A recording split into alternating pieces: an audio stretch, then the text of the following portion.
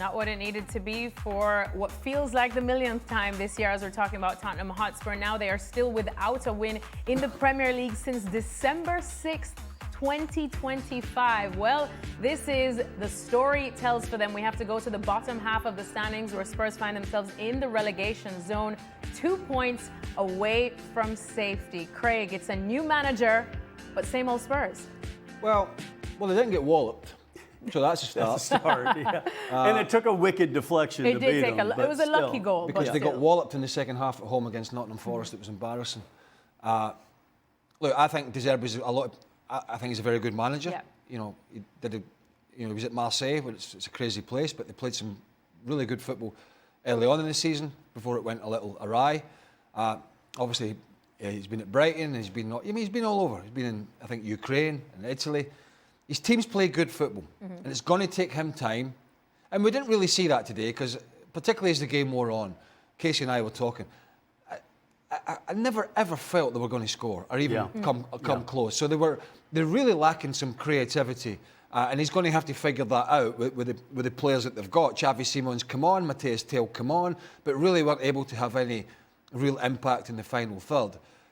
And the question will be, is De Zerbi going to be able to make them play well enough in the final games to win games, or is he going to be able to make them a hard and gritty and grinding team to get the results? Because he's not that type of manager, but it's requiring that type of result. But do they have that type of player? That is the question. I don't think anybody's questioning his credentials, and given time over a period with transfer windows and time on the training field, I have no doubt he'll make Tottenham a better side.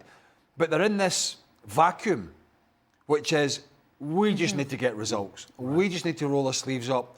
And that means keeping clean sheets, grinding results out, and somehow creating enough to pick up 3 points and grabbing a point here and there, which they're not doing. Well, you know, even Forest at home to Villa, I didn't see that game because I was watching Tottenham. But you know, a point here, a point there, you know, maybe a win there. You know, Tottenham, it's hard to see where even those grinding points are going to come from. So I don't know what effect De Zerbi's going to have in such a short space of time. To the point, you know, I'm obviously he's an ex-Spurs player, but I'm thinking of Craig and I talking about who's going to score a goal. Mm-hmm. And I'm thinking back to Spurs strikers that we're used to seeing, from, you know, Klinsmann to Teddy Sheringham to Les Ferdinand to Robbie Keane to Jermaine Defoe to Harry Kane to, okay, maybe at times Spurs can be a little cavalier, but you know on the day you can outscore your opponent, or you could. I'm watching Richarlison, I'm watching Solanke, and I'm thinking, where are the goals coming from? And then the creativity in the midfield. Who's running at people? Who's 1-2s? I mean, I know it's a hard comparison, but then you watch that second half from Man City, and you're like, Spurs, for their faults at times, it was never in the creative part of the field. Yeah. And sometimes it was maybe a little too much. Let's invest too much money here to make our fans happy, and it might leave us a little suspect back here. But never was it a case of going, are Tottenham going to score a goal? That's just not in Tottenham's DNA. Jules, what was your takeaway from the Spurs that we saw under Roberto De Zerbi, and what the guys are saying as well about where would the goals come from for Spurs? It's weird that we have to ask this now. Yeah, I'll come to that in a minute. Maybe I'm a bit harsh, but he's been in charge for 10 days.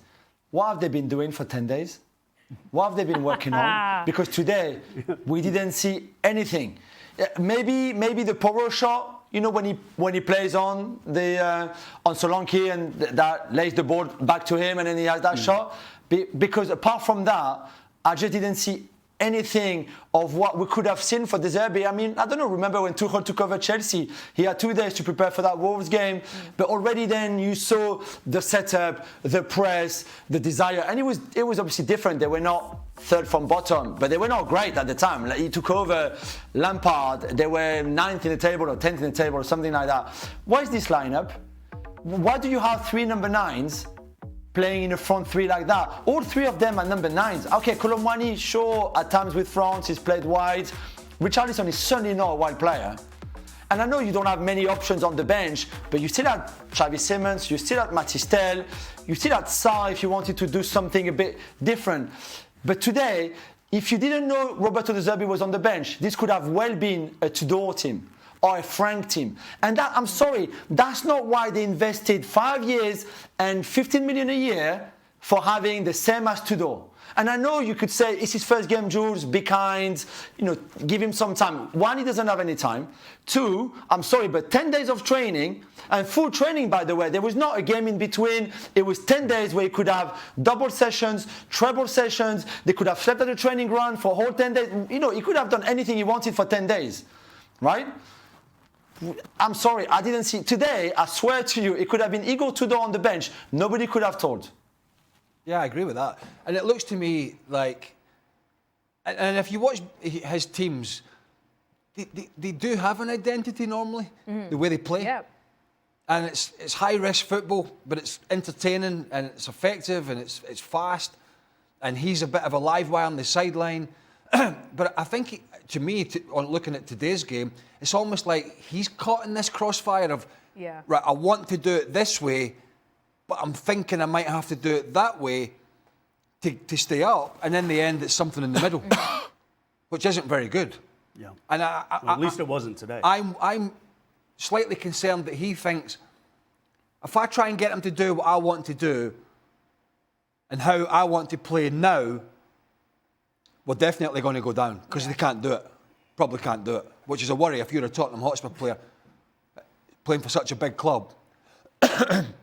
And you can't play that style of football that he wants. The positive football, the passing from the back, the taking the ball under pressure, the stretching the game, making the pitch big, all that kind of stuff. I'm wondering if he's thinking, I'm worried we're going to get relegated doing that, so I'm going to have to change short term to try and get results.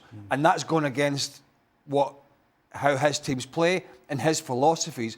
And then you end up in the middle of nowhere, which is kind of what Jules is saying, where they were today. It was nothing.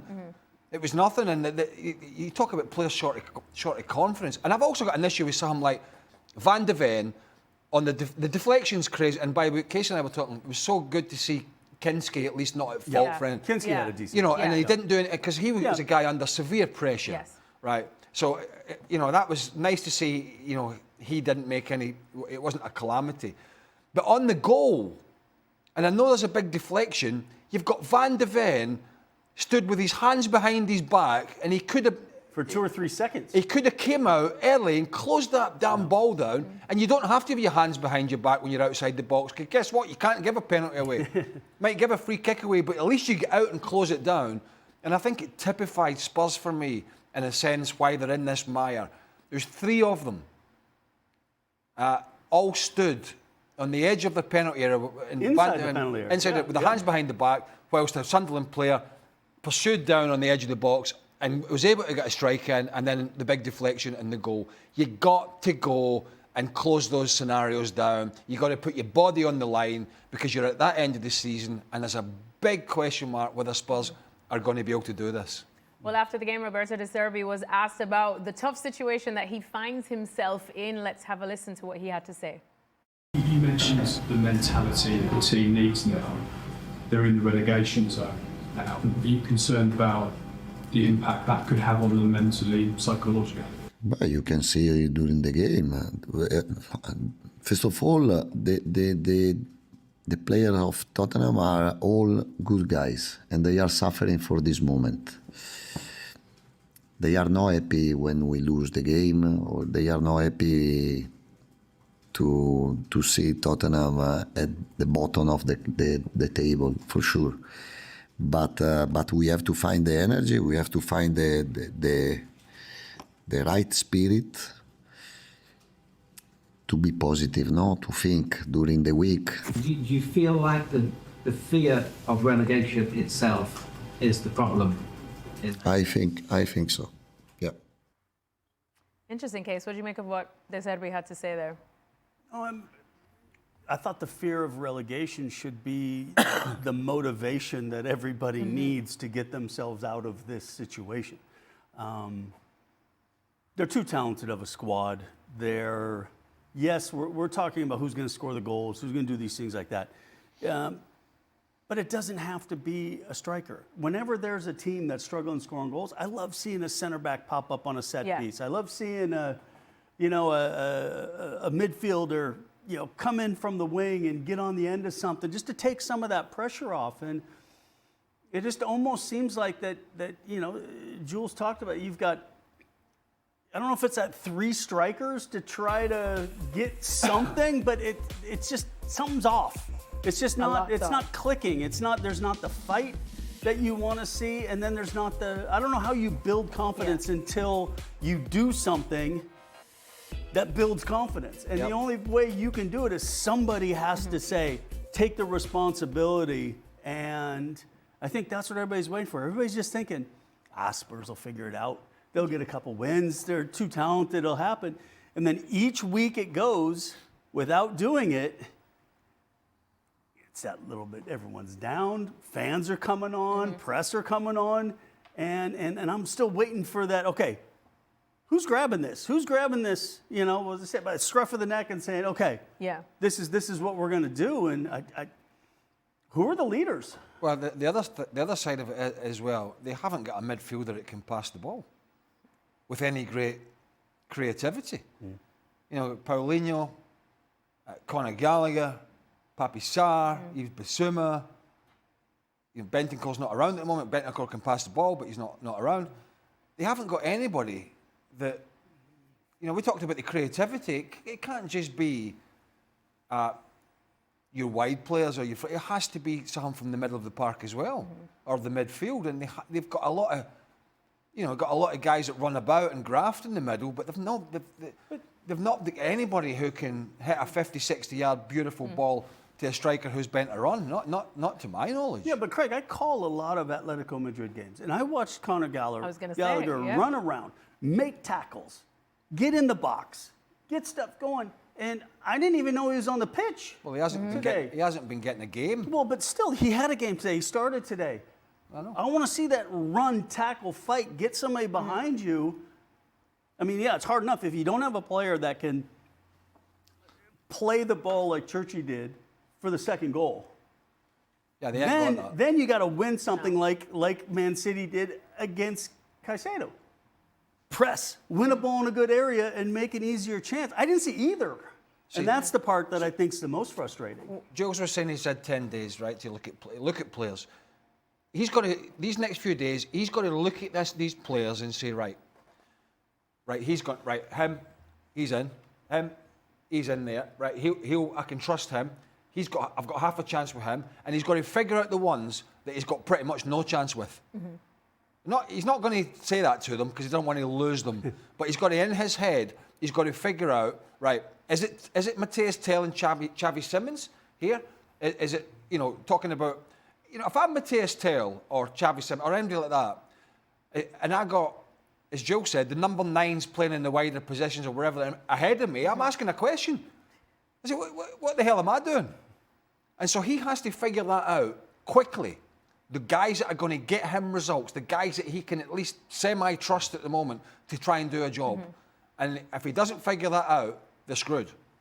They're screwed. Because the more times you're trying to figure it out and the longer you're making all these changes, the less chance you have of getting results. So he has to figure it out quickly, and he's going to have to run with it.